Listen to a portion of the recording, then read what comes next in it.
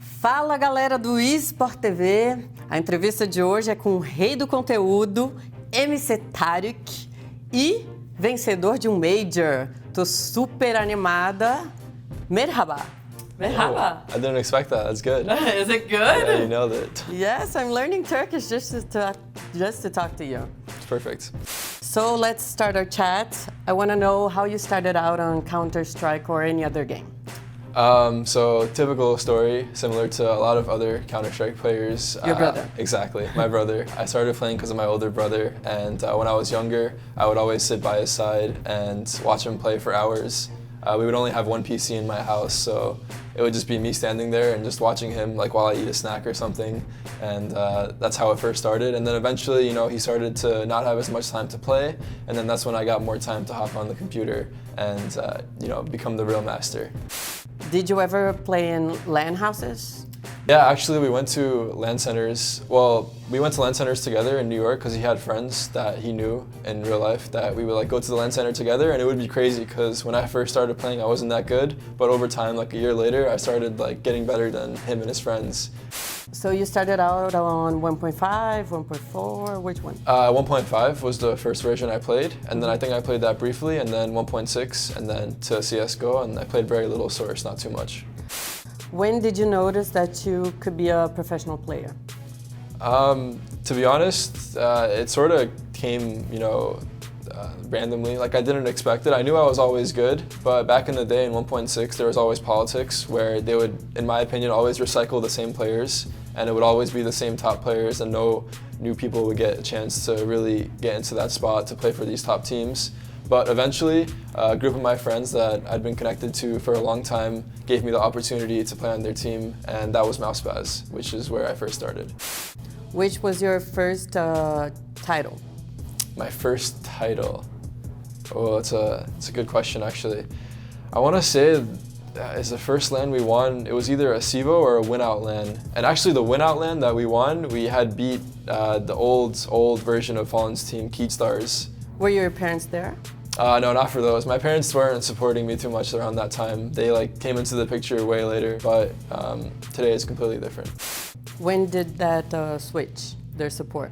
Well, for them, they're like any other parent in the sense that they want me to go to college and get a real job, doctor, lawyer. Obviously, I don't think I was gonna really do anything like that. I wasn't really too interested. I went to college for a little bit for something completely different, computer science, for one semester. But that's when, after I dropped out, and then I sort of pursued gaming, and they started to support me mainly when I started to make money. That's what it is for parents, really. I think when they see that the money is starting to come in, they're like, oh, maybe there is something to this. Did you already spend CS money on something extravagant? No, I think so. I come from my family wasn't too well off, in terms of money. So for me, I always saved my money from the beginning. I knew the value of having money. Were you a good student? I wasn't too good of a student, to be honest. I don't think, and that was another reason why there was a lot of problems in my household, because I was playing a lot of games and I was trying to go outside and do all this stuff, but I wasn't focusing on my studies too much. So that's why my parents were really strict with me, and they were having a hard time with getting me to get onto the right path and try to focus on my school and try to go to college, because back then gaming wasn't really an actual thing. What's your most nostalgic memory from New York, Brooklyn, and your childhood?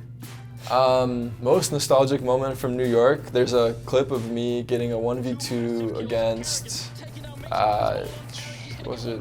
I don't know who it was actually. I don't remember the team we were playing. It was on Overpass, and it was really memorable for me because I was playing on Optic at the time, and we had Hex, the owner of Optic, my family, my mom, my brother, my sister, and friends and stuff in the front row of the crowd. And after I won the 1v2, you could catch their reaction of them just going wild because the game was so close. It was 14-13, and they just get really hype in the crowd. And for me, it was really cool to see after because I got goosebumps watching it because the hype in the crowd, and for my family and friends to be there watching it live was really special.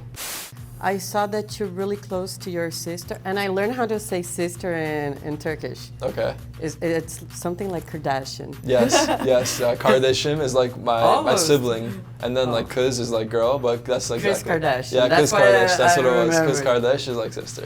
It's good. I'm impressed. How's your relationship with your sister? Yeah, like my sister, I care. Like family for me is very important. So my sister, I care about a lot, and it actually saddens me pretty frequently because I don't get to hang out with her or see her as often as I would want to. With this travel for the past probably 3 years, so her childhood has been with me being absent for a bit of it, and it's really sad, which is why I cherish the times that I can go home and hang out with them, and I try to go home as much as possible or bring my family to events so they can experience them with me as well. I definitely wish I could spend more time with her, but hopefully, one day I can make it up to her. How old is she? She's 11, turning 12. Does she play? She doesn't play CS. She's been hooked on a different game actually. Which that one? I'm kind of disappointed in, Fortnite. That's pretty nice. Yeah, she plays. Her and her friend, like Fortnite is crazy. Her and her friends in school, they're all hooked on it. Like after school, they come home and they play Fortnite. Like I came home from my trip and I came back home, and the second I see her at home, she's on my computer playing Fortnite. And it's funny because like I hear her like raging and yelling and like I'm gonna report you. Like who do you think you are? Like this kind of stuff. So like it's funny to see her playing, but no CS, unfortunately. What other games do you play? Me, to be honest, with how crazy our schedule has been lately, I haven't been playing too many other games. I've been mainly playing CS, but I have played like League of Legends, Hearthstone. I've played PUBG. But to be honest, I haven't spent too much time on those games. I don't really play anything with CS. I'm a pretty diehard CS fan. Okay, so now let's talk about your career. What was your high point? My high points, definitely winning the major with Cloud9. That was, the highest I could possibly go. It was a very special time and a very memorable moment in my career. And your career low point? Career low point?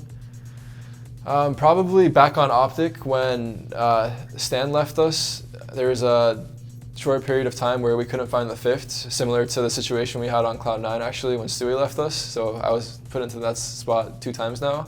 It's really tough because on Optic, Stan left us and he was our in-game leader. And we really made it something in our own minds where we had to find the leader, and we had a really hard time doing that. So there was a long phase where we were just in a funk where we were getting fifths and replacing them and having a new person like every other month. So I think that was pretty rough on us, but thankfully everyone from that Optic roster is doing okay today. Have you ever thought of quitting? I haven't thought of quitting really, but I do think of what I'll do after. If the competitive CSGO scene does start to die down, or I've thought of streaming or becoming a content creator, but I don't really have any plans of quitting right now. So your title, Content King, where did that come from? When did it start? Where did it come from is me, the way I act and the things I do, and then it sort of just started to become I guess people just started to use it around me, and I started to use it on myself because I would always go for these crazy clips or highlights, or I would always be thinking content on my YouTube videos, and it just sort of became a part of me over time, I guess. Okay, so let's talk about now MIBR. Who invited you to the team, and how was that invitation like? Well, actually, I invited myself in the sense that I went to them and I saw an opportunity. And I talked to Fallen and I talked to the other guys, and it happened all pretty quick actually when I did talk to them. But I saw an opportunity in the sense that they weren't doing too well, neither were we, and I was starting to have second thoughts about where I feel about how I stand on my team, and I didn't know if I wanted to continue being a leader.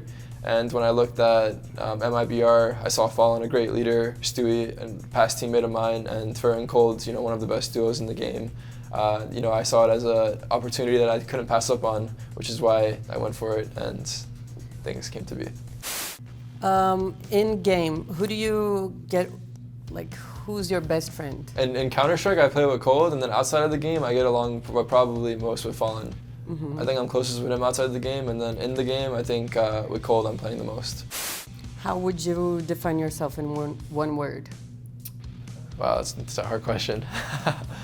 In one word, I would define myself as, I want to say something like enthusiastic maybe, something like that. But it's a very hard question, to be honest. Maybe if you said like 3 or 4 words, it would be easier, but one word, you really nailed me down. Let's go with enthusiastic. Okay. And how would you describe your teammates in one word? Passionate. I think that's the best. Each one of them. Oh, each one of them in one word? Passionate describes all of them. For Fallen, I would say something like determined. I would say determined is a good word to describe him. Fur, I would say, well, it depends on which context I'm trying to do it, but Fur is sarcastic, for sure. That's a good way to describe him, for example. Coldzera and Stewie are very passionate, but I would say, okay, let's see, one word for each. Coldzera, I would say also determined, but a better word for him maybe would be inspired. I think inspired, like, because he's like very hardworking, and to me, like he has like a bigger plan than all of us, in the sense that like he doesn't want to only win when he's playing these teams. He wants to completely destroy. That's what the vibe I get from him and like how he is. And then Stewie, I would say definitely passionate. Like he like does everything he can to win, and like he'll sacrifice himself, or he'll give himself up for the team, for the better good of the team. So passionate or motivated is a good way to describe him.